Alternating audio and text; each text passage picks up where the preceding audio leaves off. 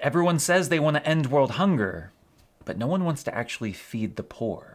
I heard a friar say this once at one of our ministries, and I just think it is a profoundly insightful statement that works on a couple of different levels.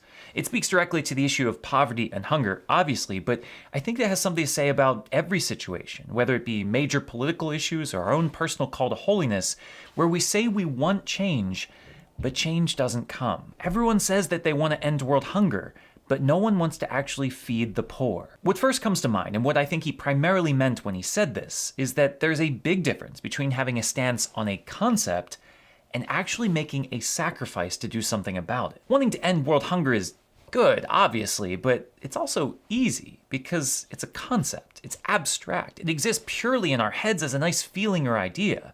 It doesn't ask anything of us, and it takes no risk to support it. The same can be said about nearly anything we want in life. Peace on earth, the safety of children in our schools, clean drinking water for all, cheap and accessible healthcare, becoming a saint one day.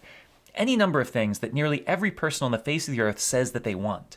They're ideas that make us feel nice inside because we're supporting what's right. And the reason that we never get closer to achieving these things, at least in part, is because they never leave the realm of the abstract. Funny how things work, isn't it? In order to end world hunger, you actually need to go out and find a hungry person to feed them, which means spending money and resources, sacrificing time that could have been used doing other things, and interacting not only with a stranger, which is hard enough as it is, but a stranger who may not have perfect hygiene, mental health, or manners. The concept of ending world hunger sounds adventurous, noble, immediately fulfilling. People will praise us for it.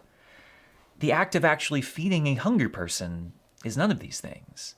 Feeding someone, actually doing something about the issue, takes effort, patience, thick skin, vulnerability, and a whole lot of perseverance when it seems that you're making absolutely no difference in the world. And isn't that the case for nearly everything we aspire to accomplish in life? You can't have peace on earth without getting rid of your weapons and forgiving your enemy. You can't end modern-day slavery without paying a little more for clothes and groceries. You can't preserve our beautiful earth without consuming less of it. You can't become a saint without giving up sin and actually practicing virtue. Everyone says that they want to end world hunger, but no one wants to actually feed the poor. In other words, great things don't just happen because we want them to. They require action. But it's more than that, I think. This little axiom has layers, and what it also says to me is that no one makes big changes all at once. Big changes are the result of many, many little changes, which is really helpful to remember because the big issues can become a little daunting at times. I don't know about you, but when I think about the enormity of world hunger, I kind of want to give up. What could I possibly do to fix this? How could I bring world peace, end climate change, protect every child, live like one of the saints, make any sort of lasting difference in this world? In many ways, I can't, at least not all at once. But that doesn't mean I can't do something. For what is an ocean but a multitude of drops? What is world hunger but a lot of hungry people? And I can do something about at least one hungry person. I can help one person. I can take one step. I can make one decision that will have an effect on myself and my local community. And that may not look like much after one day, but imagine what it could look like after a year, a decade, a lifetime of dedicated work. Imagine what that would look like if all of us came together, each doing our small part. Individually, it may not seem like much, just one person fed, but together, we could feed everyone. Sometimes the reason we can't tackle world hunger or world peace or basic human rights for all isn't because the issue is too big. It's because we get lost focusing on the enormity of it all and forget that there is actually something concrete, meaningful, and local that we can do. Why don't things change? Because everyone says they want to end world hunger, but no one wants to actually feed the poor.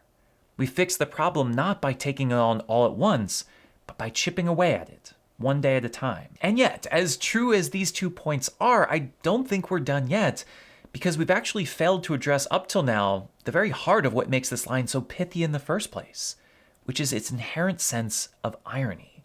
The real reason that things never change is because our actions contradict, even betray, what we claim to want. I doubt there's a person in the whole world who wouldn't at least say that they want to end world hunger, and for many people, they do actually believe this. But for many people, their actions do tell a different story.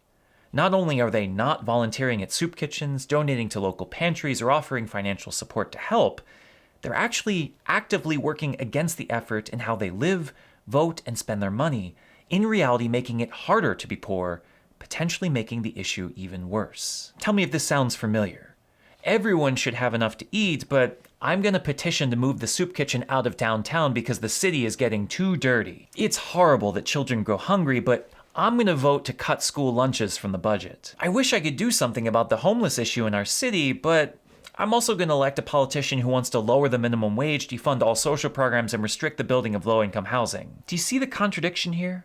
No level of hopes and dreams, thoughts and prayers will ever overcome actions that actively go against what we want. We can't say that we want to end world hunger while doing everything we can to make life harder for people who are actually hungry. And yet, how often all of us do just this, acting against our own self-interest, saying one thing and then doing another. How often we proclaim with our lips some lofty, admirable goal, and then spend the rest of our day doing the thing that will make that goal harder to achieve. It's in the case of politics, and we say that we want a better economy for all and then support tax cuts for the super rich only. And it's in the case of our own spiritual lives, when we say that we want to be a saint and then spend all of our time seeking out vices. Not only is that not going to get us there, it's actually pushing us further away than where we started. Everyone says they want to end world hunger, but no one wants to actually feed the poor. Sometimes our lips and our actions tell different stories. Sometimes our lips and our budgets tell different stories. Sometimes our lips and our ballots tell different stories. I say all this with the firm belief that things can change.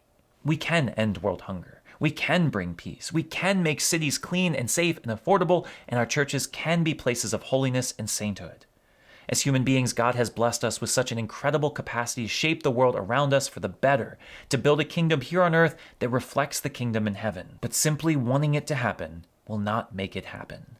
No amount of thoughts and prayers will ever be enough if they are not accompanied by sacrifice, dedication, and consistency on our part.